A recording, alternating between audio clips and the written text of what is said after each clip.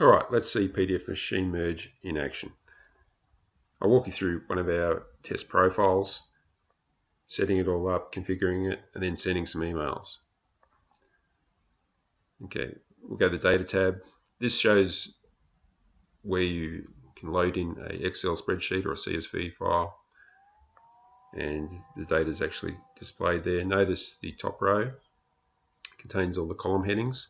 The column headings become what we call merge fields. And you'll see later on how we use the merge fields to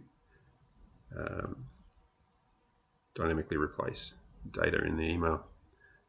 This just means every row in our spreadsheet will correspond to an email being sent, one for one in this case.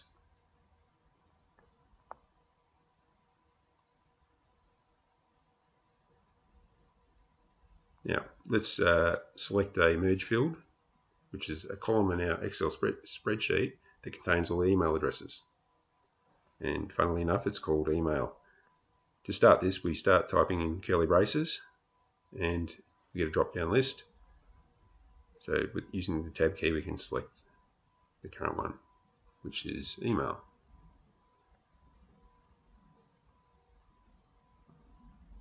Now this is where we define the body, the text of the email that gets sent. And you'll notice the curly brace syntax once again. This time we've got a bit more going on. It uses a filter to modify the merge field, in this case to capitalize it. You'll notice other merge fields there, course and award.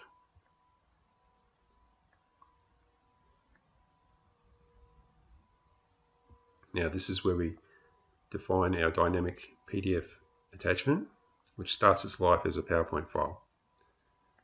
Let's have a look at the PowerPoint.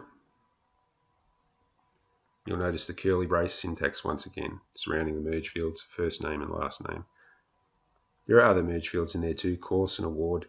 And at the bottom right, we got certificate date, which uses another filter. This is a special date filter to get the date in the format we wish.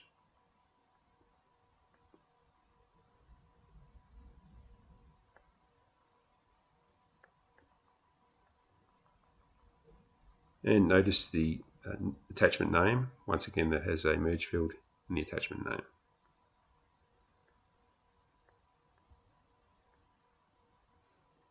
Okay, so that's all set up. Let's start sending some emails. First it generates the PowerPoint documents, then it converts into PDF, and it sends the emails. All done. This shows we got all ticks on the left, which means all the emails were sent, which is good. Let's have a look at the first one.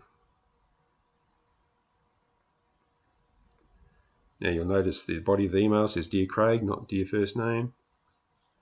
And you'll notice the PDF attachment has the right substitutions. Okay,